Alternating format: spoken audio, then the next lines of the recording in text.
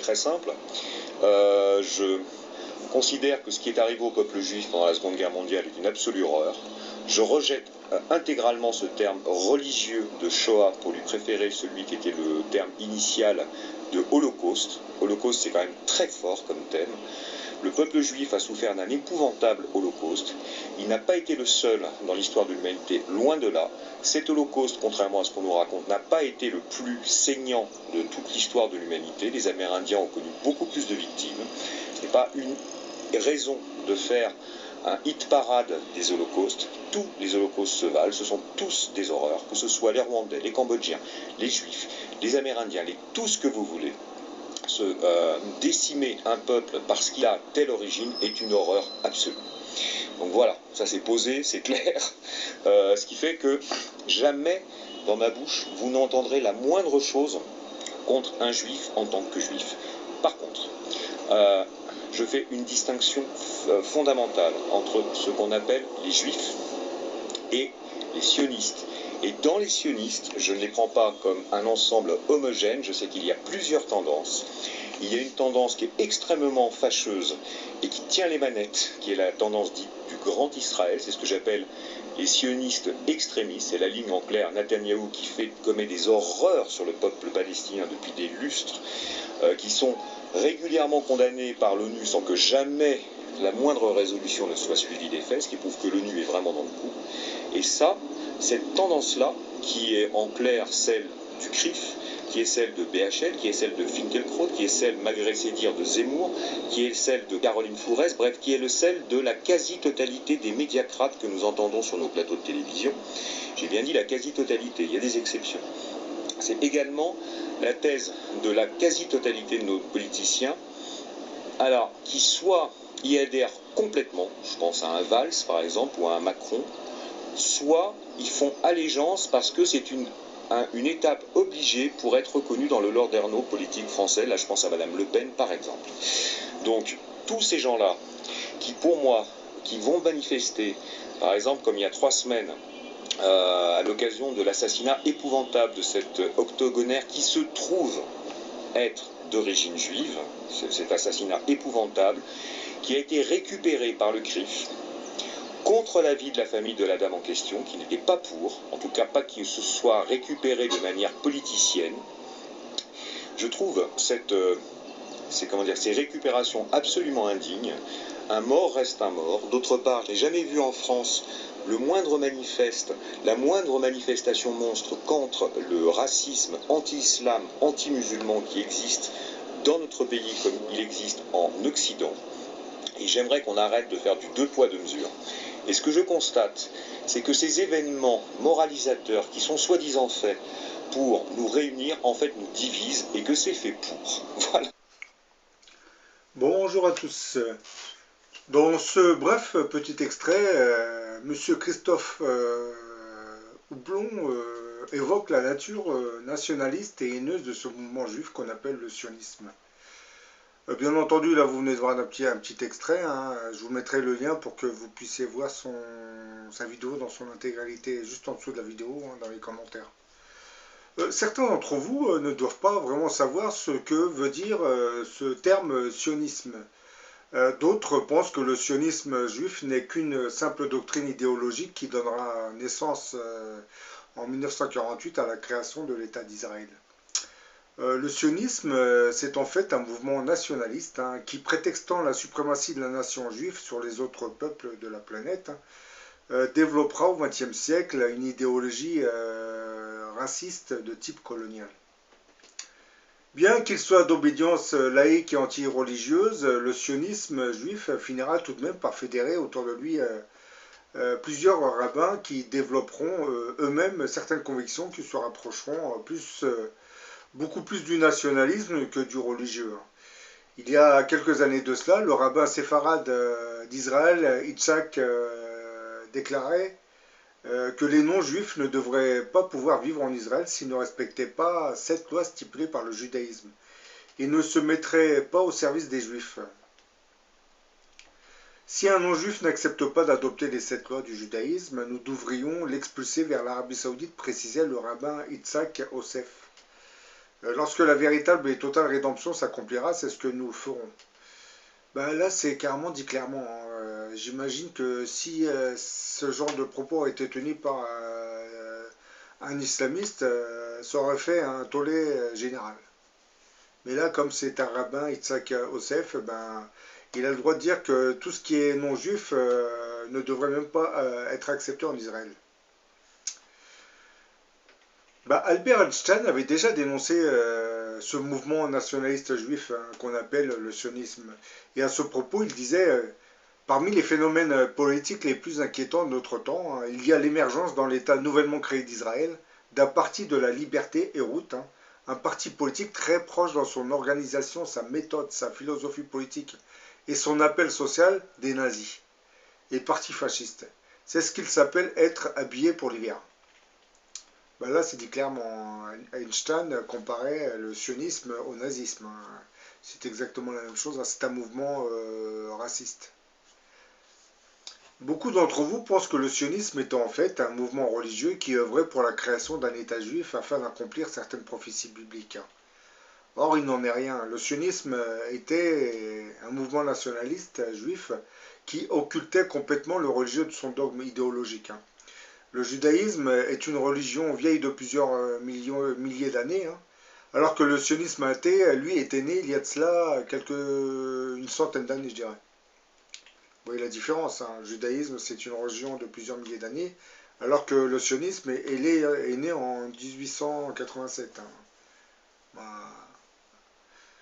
la base du sionisme est née en 1887. Ben, le sionisme est une idéologie politique qui s'inscrit en opposition majeure avec les principes essentiels du judaïsme, au point que les partisans de ce fameux sionisme ne supportent pas ce rappel de la part de juifs attachés aux strictes prescriptions de leur religion, le judaïsme, dans lequel il n'est jamais question de création d'un quelconque État, mais d'une dispersion des juifs de par le monde, hein, et d'une intégration de chacun d'eux dans les pays où ils vivent. C'est ça qui fait la différence entre le religieux juif et le sionisme. Le religieux, lui, souhaite que les juifs s'intègrent dans les différents pays, alors que le sioniste, lui, veut faire revenir les juifs sur la terre d'Israël. Et ainsi, il n'est pas rare que des juifs soient agressés et violentés par des groupes sionistes assez névrosés, je dirais. Il faut le rappeler hein, par le seul esprit colonial qui les obsède, hein, puisque le sionisme, c'est un mouvement nationaliste qui veut récupérer les anciennes terres d'Israël hein, en colonisant carrément les terres palestiniennes aujourd'hui. Et cela au moyen de la force militaire, comme ça a été le cas. Le mouvement sioniste, bien loin d'être le protecteur des juifs, sera en fait son principal, du moins, le principal responsable de l'antisémitisme qui sévirait dans le monde. C'est à cause de l'attitude de ces sionistes hein, que les gens deviennent antisémites par la suite. Hein. Puisque le sionisme étant un mouvement raciste, il a tendance à s'attaquer assez violemment aux musulmans, surtout les Palestiniens, ce qui va générer en réponse une haine du juif. Alors que le sioniste, les gens s'ils s'attaquent aux religieux, c'est pas le religieux qui crée ça. Et le sioniste, lui, il est athée. Donc lorsqu'on s'attaque à un religieux à cause du travail fait par le sioniste athée, hein, on se trompe de cible. Donc bon, je le redis, hein, le mouvement sioniste, bien loin d'être le protecteur des juifs, hein, sera en fait le principal responsable de l'antisémitisme qui sévirait dans le monde. Hein. Là où l'antisémitisme n'existait pas, par exemple, bah, le sionisme, lui, le fabrique automatiquement. Hein. Par exemple, vous avez des pays où l'antisémitisme n'existait pas, bah, il suffit que vous avez un mouvement des sionistes qui commencent à agir pour pousser les gens à devenir antisémites. Bah, le rabbin Vess, porte-parole de Neturei Karta, qui avait été invité sur le plateau télévisé d'une chaîne américaine il y a de cela quelques années, déclarait le judaïsme est l'obéissance à Dieu. Le sionisme, lui, c'est une rébellion contre Dieu, à tout point de vue. Mais les sionistes, eux, ils utilisent la Bible et la brandissent à la main en disant nous étions en exil pendant 2000 ans Et nous sommes enfin de retour en Terre Sainte. Nous sommes les successeurs du roi David. Ces sionistes détestent les juifs religieux en règle générale et par crainte d'être traités d'antisémites. La majorité des médias ont très très peur de dénoncer ce mouvement sioniste et ces sionistes, qui, comme vous le savez, ont des convictions nationalistes. Et précisons tout de même que une bonne majorité de nos médias est carrément gangrénée par les lobbies juifs aussi. Raison qui explique pourquoi on ne s'attaque pas au sionisme. Les vrais responsables de l'antisémitisme dans le monde, parce qu'à cause de leur attitude, les gens deviennent antisémites. Les sionistes, eux, sèment la confusion, ils veulent faire croire que c'est un conflit religieux, mais cela n'a rien à voir avec la religion, au contraire, les musulmans et les arabes étaient nos amis.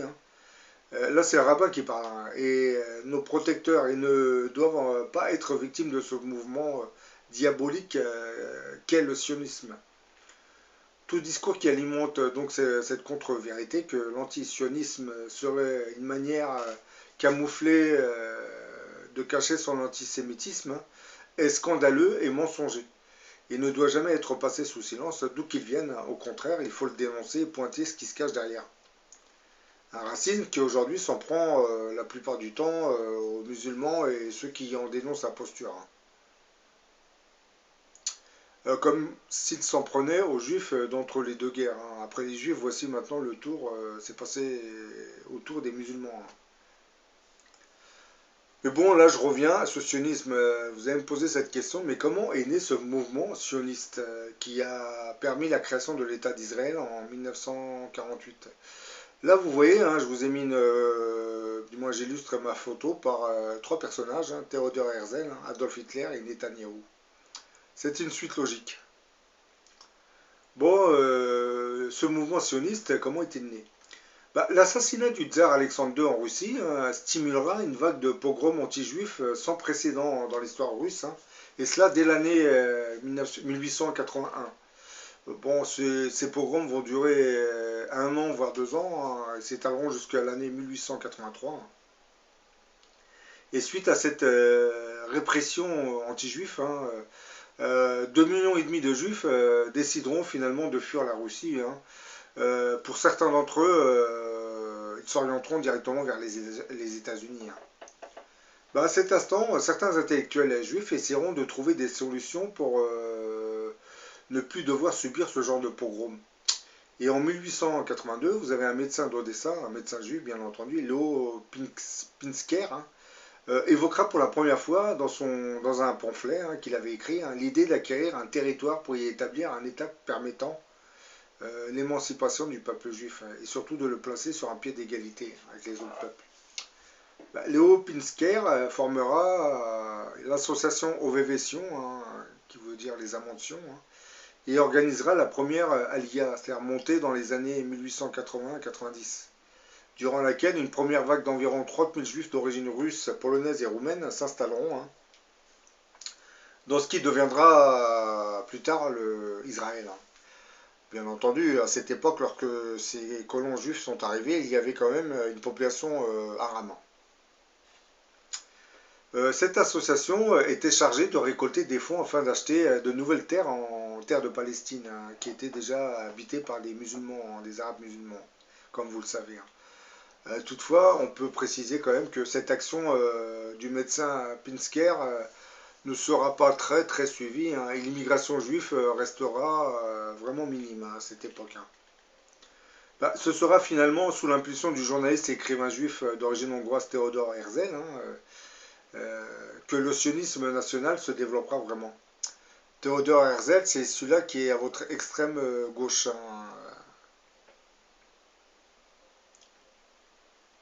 Alors qu'il avait été envoyé à Paris comme correspondant pour le grand journal autrichien Neue Freie Presse à partir de 1894, Theodor Herzl prendra pleinement conscience de l'affaire Dreyfus et surtout de l'ampleur de l'antisémitisme en Europe à cette époque.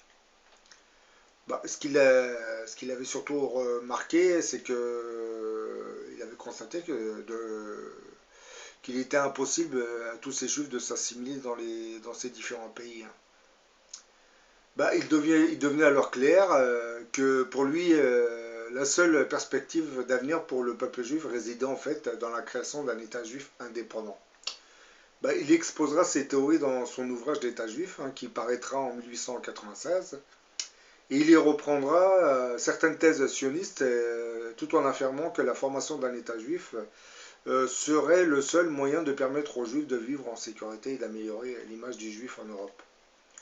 En langage plus clair, Theodor Herzl voulait la création d'un État juif afin de sauver les juifs de l'antisémitisme et des pogroms. Mais ce Theodor Herzl s'interrogeait aussi sur les moyens de mettre en œuvre ce projet sioniste. Je dirais ce mouvement sioniste. Il proposera alors la constitution de plusieurs organes. La Société des Juifs établiront les bases politiques et culturelles de l'État d'Israël, alors que la Compagnie juive, elle, sera chargée de lui apporter des moyens financiers. Et Herzl mettra rapidement tout en œuvre pour favoriser la création de l'État juif. Il organisera du 29 au 31 août 1897 le premier congrès sioniste mondial à Bâle, où a été créée l'organisation sioniste mondiale dont il prendra la tête. L'objectif du mouvement sioniste était clairement défini. Il s'agissait d'établir en Palestine un foyer légitimé par le droit international, puis dans un second temps d'organiser l'immigration des Juifs en Palestine. Bon, on dit Palestine, mais bon, c'est cette région qu'on appelle Israël, bien entendu. Le programme du sionisme ne faisait alors aucune référence religieuse et insistait plus sur l'histoire commune des Juifs. Là, vous avez bien entendu, ce programme, ce mouvement sioniste n'avait aucune référence religieuse. Donc, c'est un mouvement laïque et athée, et qui occultait complètement le dogme religieux du judaïsme. Puisque, comme vous le savez, le sionisme sait très bien que les religieux, surtout les rabbins, eux ne refusaient la création d'un État juif, puisque à leurs yeux, cet État n'a aucune raison d'être tant que le Messie n'est pas encore arrivé. C'est pour cette raison que le sionisme occultait de sa vision tout ce qui était religieux. Surtout que ceux qui composaient ce mouvement étaient aussi athées, faut pas le nier non plus. Comme je viens de le dire, le programme du sionisme ne faisait alors aucune référence religieuse et incitait sur l'histoire commune des Juifs. La même année, Herzl fondera le journal Die Welt, qui deviendra l'organe officiel du mouvement sioniste. À partir de cet instant, le sionisme va se diffuser assez rapidement dans le monde, et en 1899, on comptera déjà plus d'1 millier de sections sionistes dans le monde. Il ne trouvera cependant pas d'appui auprès des banquiers juifs, qui ne croyaient pas réellement dans ce mouvement. Bien entendu, c'est que ces banquiers juifs vivaient assez aisément, et eux ne voulaient pas vraiment retourner sur cette terre alors qu'ils vivaient assez aisément dans ces pays. Ils étaient très bien assimilés puisqu'ils étaient assez riches. Parce que vous remarquerez, au début, les immigrés juifs étaient souvent des pauvres. Les premiers colons juifs qui sont arrivés sur cette terre israélienne étaient très très pauvres. Les riches en général n'avaient aucune envie d'y aller. Le Jewish Colonial Trust puis le Fonds national juif en 1901 sont créés pour financer l'acquisition des terres en Palestine. Et les terres achetées deviendront la propriété de l'organisation qui les mettra ensuite à la disposition des colons. Donc, si vous suivez la logique, ces organismes juifs vont collecter de l'argent. Ils vont acheter des terres en Israël et ils vont donner ces terres aux juifs. C'est-à-dire qu'ils étaient en train de repeupler cette région par des colons juifs. Ça s'est fait progressivement, parce que les Arabes ne vont pas se révolter jusqu'au mois de mai 1948, lorsque l'ONU annoncera la création de l'État d'Israël. À partir de cet instant, les Arabes vont commencer à se révolter, puisque jusqu'à présent, la colonisation de cette région se faisait pacifiquement. Les organismes juifs achetaient des terres qu'ils redonnaient aux colons juifs. Pourquoi ils achetaient ces terres? C'est qu'ils payaient bien à cette époque. Et certains, les paysans arabes étaient contents d'avoir cette somme. Donc eux, ils vendaient leurs terres hein, sans trop de problèmes. Par la suite, Herzl se lancera dans une importante activité diplomatique. Hein, il va multiplier les contacts avec les puissances européennes. Hein, et tout cela pour qu'ils acceptent cette création d'un État juif. Bah, Herzl parviendra cependant à sensibiliser les différents souverains aux projectionnistes en leur démontrant que la mise en place d'un foyer juif ne pouvait qu'aller dans le sens de leurs intérêts. C'est-à-dire, en gros, il est en train d'expliquer à plusieurs de ces pays européens que, en créant un État juif, vous serez débarrassé du problème juif dans vos pays. Voilà, c'est ce qu'il faisait comprendre à toutes ces nations dites européennes. Cette action diplomatique favorisera le succès et le développement du sionisme dans le monde et à partir de 1902, il arrivera à obtenir le soutien du ministre britannique des colonies, Chamberlain, qui lui va proposer aux sionistes l'établissement d'un foyer juif dans une de leurs colonies qui était le Ouganda. Vous vous doutez bien que les juifs ne vont pas l'accepter parce que le but final du sionisme, c'est de reprendre possession d'Israël. L'Ouganda, eux, ils n'ont qu'un intérêt d'aller en Ouganda. Hein. Herzl présentera le projet britannique lors du 6e congrès, mais bon, comme je viens de le dire, il sera rejeté assez rapidement. Et là, on va assister en 1904 à une deuxième série de pogroms en Russie hein, qui vont entraîner un nouvel exode. Hein, jusqu'en 1914. Hein. Là, vous avez à peu près plus de 50 000 immigrés juifs, hein, d'origine russe bien entendu, qui vont rejoindre Israël. Et ces colons vont accélérer l'implantation des juifs dans la région. Et là, je vous pose cette question. C'est étrange quand même hein, que le mouvement sioniste qui voulait repeupler cette terre par les juifs, né en 1890, hein, et étrangement, en 1904, vous avez des pogroms qui naissent en Russie. Alors, selon vous, ne serait-ce pas une manipulation faite par les sionistes dans ces pays hein. Ils ont provoqué ces gouvernements pour déclencher des pogroms qui va permettre à ces immigrés de venir en Israël, puisque volontairement, ces dizaines de milliers de juifs ne voulaient pas aller en Israël. Et pour les pousser à aller en Israël, eh ben, on déclenche, on provoque pour déclencher des pogroms.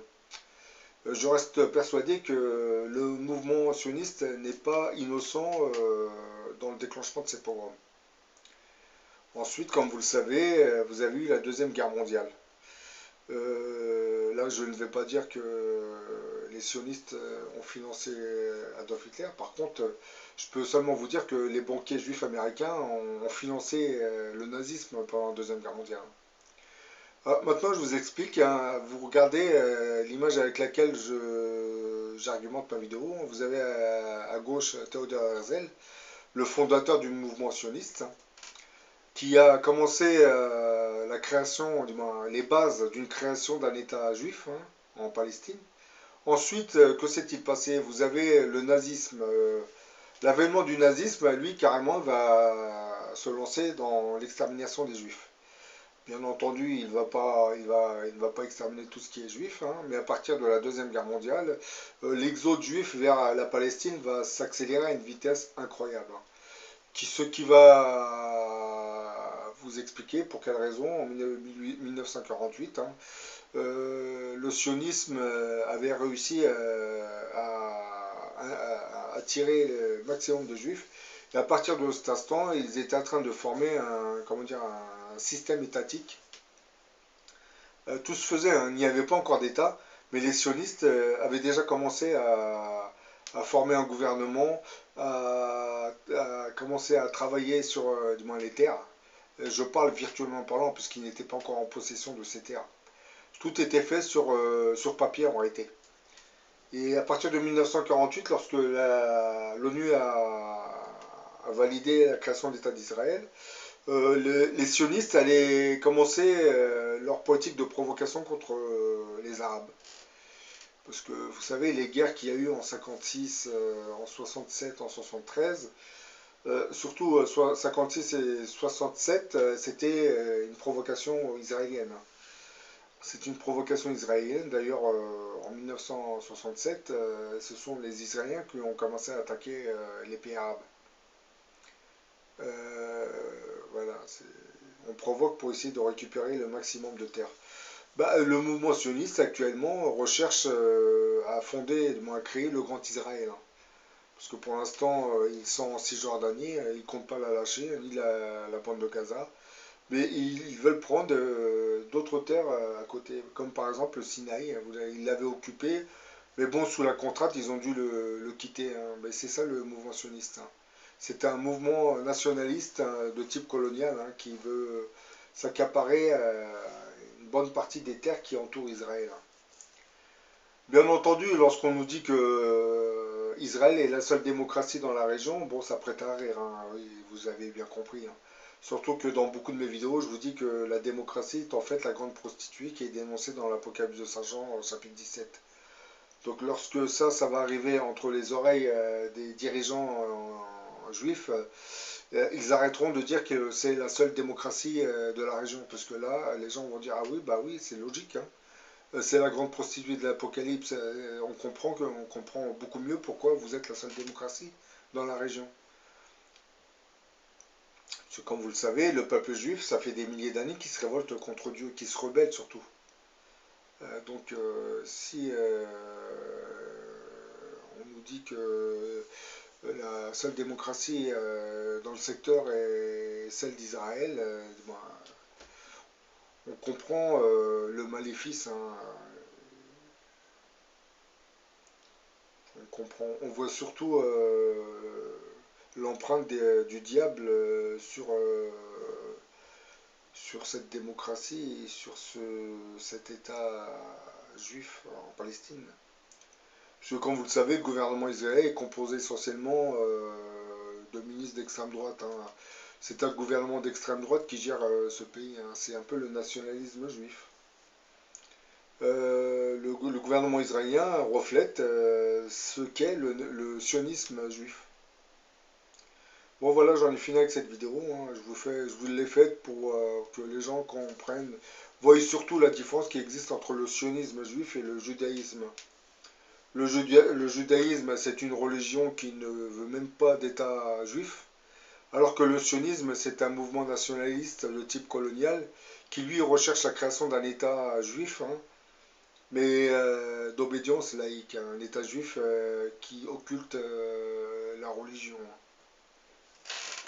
Parce que ce que vous voyez actuellement en Israël, par exemple, les gay pride qui défilent à Tel Aviv et tout ça, bah, ça reflète ce sionisme. Comme je viens de le dire, le sionisme est d'obédience laïque. Il occulte complètement le religieux. Mais le problème, c'est que devant les médias, ces sionistes vous font croire que c'est le religieux qui a souhaité la création de cet État d'Israël. C'est le religieux en été qui s'est installé dans cette région. Donc tu vois, c'est un mensonge incroyable, mais bon. Ceci dit, comme je l'ai expliqué dans d'autres vidéos, la création de l'État d'Israël, parce que c'est très compliqué à comprendre, est en fait aussi la concrétisation de la prophétie d'Ézéchiel, qui disait qu'avant la fin des temps, les Juifs retourneront sur leur terre. Bon, les Juifs applaudissent cette prophétie, mais bon, à leur place, je ne l'applaudirais pas, puisqu'ils rejoignent cette terre pour le grand jugement. C'est-à-dire, on les prépare au grand jugement aussi. Il ne faut pas qu'ils se leurrent non plus, hein, ces pauvres Juifs. Si on les regroupe dans cette région, d'ailleurs, dans le futur, lorsque l'Antéchrist va apparaître, ce mouvement va s'accélérer, hein. Parce que lui, l'Antéchrist, il va commencer à vouloir renvoyer les Juifs, mais militairement parlant. Ce sont des armées, carrément. Les Juifs vont fuir des armées entières. Coalition d'armées mondiales. Et ça fait partie du châtiment divin. Je pense que les Juifs seront contraints de retourner vers cette terre, hein, pour le grand jugement. Bien entendu, vous vous doutez bien que tout ce qui est juif ne va pas retourner en terre d'Israël, puisque les banquiers, les groupes industriels composeraient surtout les oligarchies et les bourgeoisies, hein. Donc je ne vois pas beaucoup ces juifs accepter d'aller s'installer en Palestine alors qu'ils vivent comme des pachas dans ces pays. Bon, je vous dis à la prochaine. Je vous mettrai le lien entier de ce Christophe Houplon, ce qui vous permettra de voir sa vidéo dans son intégralité.